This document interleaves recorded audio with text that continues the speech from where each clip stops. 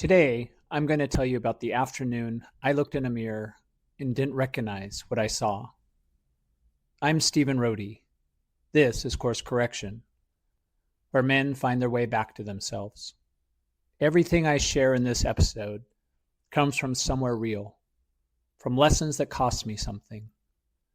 The story I'm about to tell you is one of my most painful. It is also a story I never thought I would share out loud. My twin sons were around 11 or 12 years old. I'd been asking both of them for weeks to clean the large room they shared. It was a cycle I was very tired of. Ask, forget, ask again, ignore, argue. I was a single dad at the time, caring more than I want to get into right now. And the room situation had become one of those things that was small in itself, but felt like it was representing everything at the time. Finally, I gave them an ultimatum. They needed to clean their room, or their sleepover at their friend's house that weekend was not going to happen. I remember feeling satisfied when they got up and actually started cleaning the room. Wow, maybe this time it would be different. Maybe I'd found the right strategy. About 10 minutes later, one of my sons appeared in the doorway and said he was done. "Hey, Dad, I'm all done. Can I go to the sleepover?"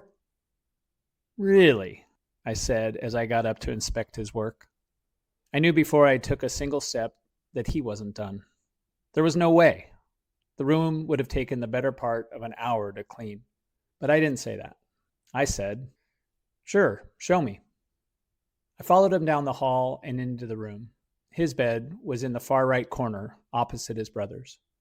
The room did look clean, much cleaner and better than I expected. He turned around and looked straight at me. He smiled a big smile, kind of cocky, confident. Then he did the thing he always does when he's nervous or tries to convince me of something. He started over-explaining things I hadn't asked about. He walked me over to the shelves on the far side of the room and pointed out how he'd straightened them. He was talking and moving too fast, kind of filling the air. I let him do it. I stood there and let him show me the shelves. I nodded and acted impressed. Even said something like, "Wow, this looks good."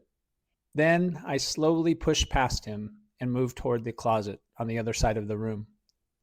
The closet had double full-length mirrored sliding doors, the kind that run on a track, one behind the other. His voice changed, urgent and strained. "No, Dad, don't open it." His hands went up to his head. The boy who had just been showing me his shelves with that easy, cocky smile was gone. I was watching him as his nervous system went into full alarm. As I reached for the door to slide it open, I caught my reflection in the mirror. For just a second, as the door started moving, I saw my own face looking back at me. And then somewhere behind my reflection, slightly out of focus, I could see him, hands on his head, waiting. Then the panel cleared, and I saw what was inside. Everything that had been on the floor of the room was now in the closet. Clothes, books, toys, and whatever else, piled high and worse than what it had been in the room before he started. His ruse hadn't worked, and I could sense his uncertainty as to what was going to happen next. Something moved through me. I still remember the quality of it. It wasn't a thought or even a decision. It was like a charge, a flash of energy that started somewhere in my chest and moved outward before I had formed a single conscious word about what I was going to do. And then I was already doing it. I turned on him. The words came fast and they came hard, about his dishonesty and his disrespect. "You think you can stand there and lie to my face?" I yelled. I was loud and certain. I was demanding something from him that had nothing to do with a clean room. I could feel that even as it was happening. Some small observer watching from somewhere behind my rage, noting that this was bigger than the closet. But that observer had no power because my program was already running. I wanted him to understand. I wanted him to feel what his disrespect cost. And then I saw it. He moved away from me ever so slightly. Not far, but just enough for me to notice. It was a small, instinctual movement, the kind your body makes when something threatening moves toward you and there is nowhere for you to go. He brought his hands up in front of his face and chest. His movement was not a decision. His body made it before he could. Then, after I stopped berating him and the threat had passed, I witnessed his body shudder. It wasn't a dramatic thing. It wasn't a full collapse, just a single involuntary tremor that moved through him from his shoulders down. The kind that happens when something your nervous system has been bracing against finally passes and the held tension releases all at once. I saw it and felt sick to my stomach. I knew that shudder. I knew it the way you know something you learned in your body before you learned it anywhere else. I had felt that same release as a boy in rooms not so different from this one, when the threat finally moved on and my nervous system could let go of what it had been holding. I knew what it meant. My son was afraid of me. Real fear. Not just uncomfortable, but the kind of fear that lives in the body, not the mind.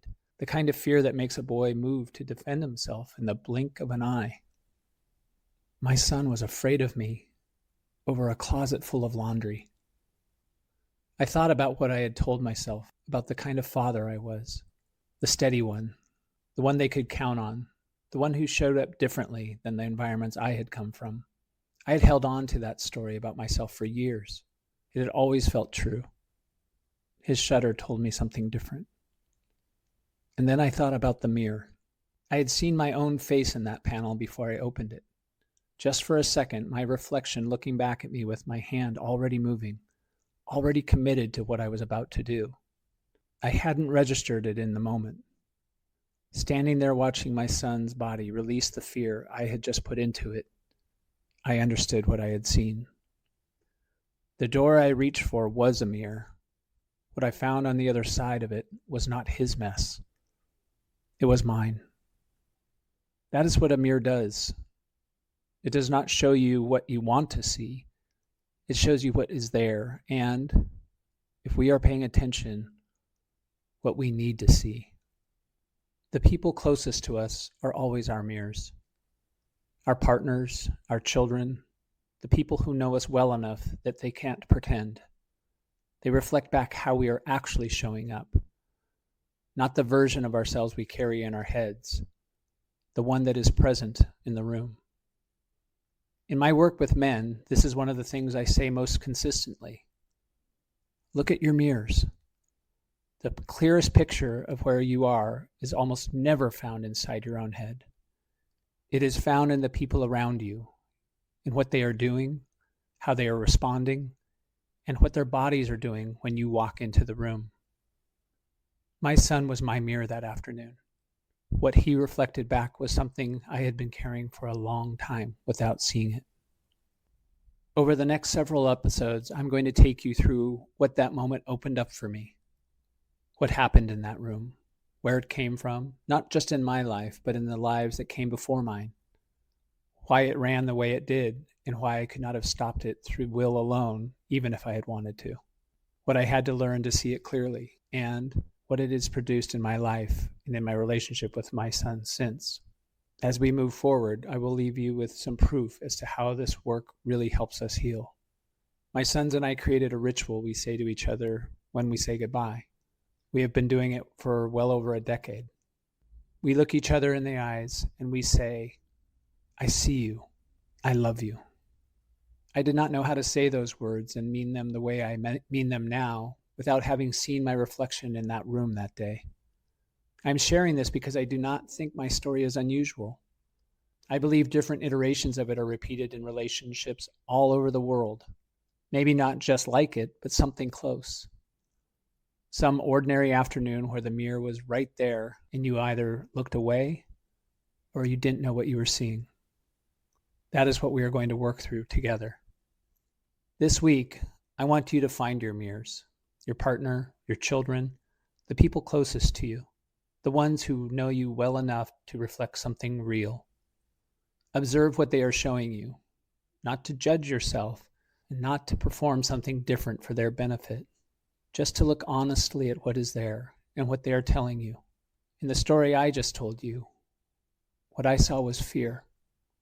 What I see in those same mirrors now is love and trust. The mirror shows you where you are. It also shows you how far you have come. Both are worth seeing. As I reflect back through this story, I realized what I actually saw. I saw myself in him. I'm Stephen Rohde. This is Course Correction. If this episode reaches something in you, share it with someone who might need to hear it. And you can always find me at yourcoretruths.com.